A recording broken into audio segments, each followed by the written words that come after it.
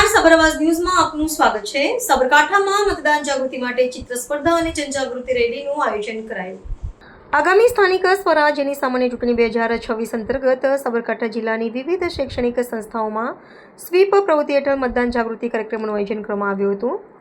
આ કાર્યક્રમનો મુખ્ય હેતુ યુવા મતદારો, મહિલાઓ સહિત વરિષ્ઠ નાગરિકોમાં લોકશાહીના પર્વ અંગે જાગૃતિ લાવવાનો અને આગામી ચૂંટણીમાં મહત્તમ મતદાન થાય તે સુનિશ્ચિત કરવાનો હતો।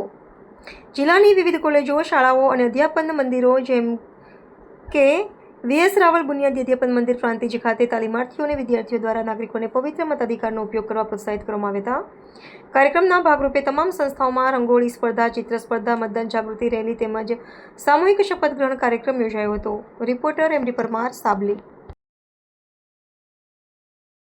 આવા ન્યૂઝ જોવા માટે સાબર આવાઝ યુટ્યુબ ચેનલને સબસ્ક્રાઇબ કરો અને લાઇક કરો, જેથી હવે પછીના દરેક સમાચાર સબસ્ક્રાઇબ કરેલા હશે તેઓને નવા સમાચારની માહિતી મળી જશે।